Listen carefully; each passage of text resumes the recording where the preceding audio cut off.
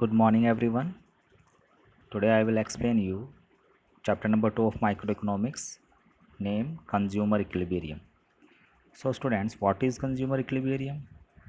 Students, consumer equilibrium refers to a situation in which a consumer spends his income on a purchase of a commodity in such a way that gives his maximum satisfaction.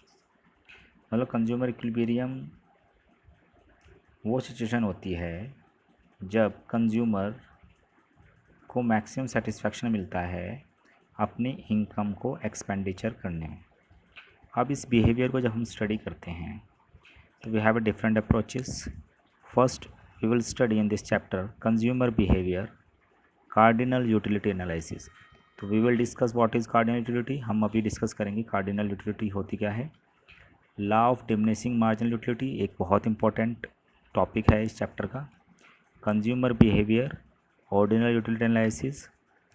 Same consumer behaviour को हम ordinal utility में analyse करते हैं through indifference curve. तो वो last में आप पढ़ेंगे इंडिफरेंस कर्व एनालिसिस। सो अभी हम स्टार्ट करते हैं through consumer behaviour cardinal utility analysis. So consumer, first we discuss what is consumer. Consumer is an economic agent who consumes or buy goods and services for the satisfaction of his or her wants. जो person होता है जो अपने needs को या wants को satisfy करने के लिए गुड्स एंड सर्विसेज को कंज्यूम या बाई करता है वो पर्सन कंज्यूमर कहलाता है। What is consumer behaviour? It is a behaviour in which the consumer spends his limited income on various goods and service in such a way that he obtain maximum satisfaction। मतलब consumer behaviour ये कहलाता है कि consumer अपनी income को goods and service के लिए जब स्पेंड करता है तो वो ये चाहता है, ये उसकी एक इनर थिंकिंग होती है कि वो एक्सपेंडिचर उसको मैक्सिमम सेटिस्फैक्शन दे और it is known as consumer behaviour. और वही जब मैक्सिमम सेटिस्फैक्शन मिलता है that is known as consumer equilibrium. उसी को हम फाइंड करते हैं कि किस सिचुएशन में कंज्यूमर गेट मैक्सिमम सेटिस्फैक्शन।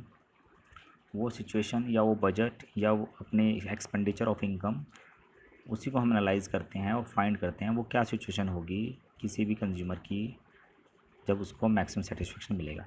अब जब हम ये कॉन्सेप्ट स्टडी करेंगे तो उसमें कुछ टर्म्स आती हैं, वो टर्म्स हमें पता होने चाहिए। What are the terms? तो first let we start from utility. एक वर्ड आएगा बार बार, यूटिलिटी।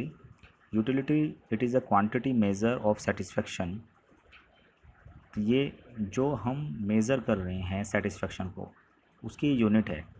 मतलब हम कहते हैं भाई किसी गुड्स और सर्विस को परचेज़ करने में उसके ऊपर जब इनकम एक्सपेंडिचर करता है कोई कस्टमर तो उसे कितना सेटिस्फैक्शन मिलता है, तो उसको हम यूटिलिटी, एक तरह से उसकी यूनिट है। Utility is the want satisfy power of a commodity, कि कोई कमोडिटी कितनी वांट को सेटिस्फाई कर रही है कस्टमर के, वो उसकी यूटिलिटी कहलाती है। It refers to the amount of satisfaction consumer receive from consumption of goods और सर्विसेज। जिसको कंज्यूमर किसी गुड्स एंड सर्विसेज को जब कंज्यूम करता है उससे कितना उसको सेटिस्फैक्शन मिलता है, उसको हम यूटिलिटी में एनालाइज करते हैं, मेज़र करते हैं।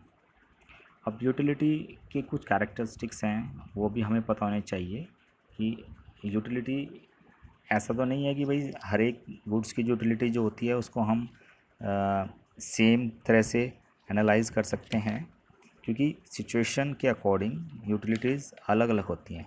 तो पहला जो कैरेक्टरिस्टिक्स है यूटिलिटी का वो है यूटिलिटी डिपेंड्स अपॉन अर्जेंसी और इंटेंसिटी ऑफ वांट। अब यहाँ पे आ रहा है अर्जेंसी। तो किसी गुड्स एंड सर्विस की जितनी अर्जेंसी है उसके अकॉर्डिंग उसकी यूटिलिटी हाई हो सकती है। तो ज़्यादा अर्जेंसी है तो ज़्यादा यूटिलिटी होगी किसी पर्सन के लिए। जैसे एग्ज़ाम के टाइम में जो पेन होता है उसकी जो अर्जेंसी ज़्यादा होती है तो इसलिए उसकी यूटिलिटी हाई होती है एज़ कम्पेयर टू जब समर वैकेशन चल रही होती है जब पेन का यूज़ नहीं होती है, क्योंकि उसकी intensity of want at that time summer break में कम होगी। नेक्स्ट है यूटिलिटी इज़ सब्जेक्टिव। यूटिलिटी जो होती है सब्जेक्टिव होती है।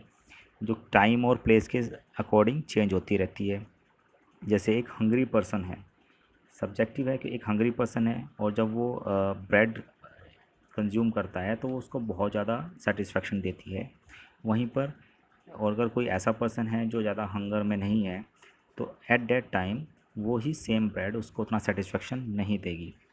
इसको हम प्लेस और टाइम के अकॉर्डिंग ऐसे कह सकते हैं कि जैसे वोलन क्लॉथ्स हैं जो जिनको हम सर्दियों में यूज़ करते हैं, वो क्लॉथ जो है विंटर के टाइम में उनकी यूटिलिटी कम हो जाती है क्योंकि हमें उस टाइम उनका यूज़ नहीं होता है, उनकी ज़रूरत नहीं होती है। Next is utility is measurable. Utility जो होती है वो मेजरेबल होती है, हम उसको मेज़र कर सकते हैं और उसको मेज़र करने के हमारे पास दो तरीके हैं जिनको हम नेक्स्ट स्लाइड में डिस्कस करेंगे, कार्डिनल यूटिलिटी और ऑर्डिनल यूटिलिटी। उनको फर्दर प्रॉपर डिस्कस करेंगे, कार्डिनल यूटिलिटी एनालिसिस क्या होती है, ऑर्डिनल यूटिलिटी एनालिसिस क्या होती है। The last one is utility is not essential useful. भाई higher utility does not always mean greater useful. मतलब अगर हाई यूटिलिटी है तो इसका मतलब ये नहीं है कि उसकी यूज़फुलनेस भी ज़्यादा होगी। जैसे कुछ चीज़ें ऐसी होती हैं जिनकी अर्जेंसी बहुत ज़्यादा होती है और ऐसे ड्रग्स होती है, ड्रग्स में give utility to a drug addict but are not useful otherwise. ऐसे ड्रग्स होती हैं तो वो उनकी यूटिलिटी जो ड्रग एडिक्ट पर्सन है उसके लिए बहुत ज़्यादा होती है, लेकिन वो ऐसा नहीं है कि हर एक पर्सन के लिए ही वो बहुत ज़्यादा यूज़फुल होगी।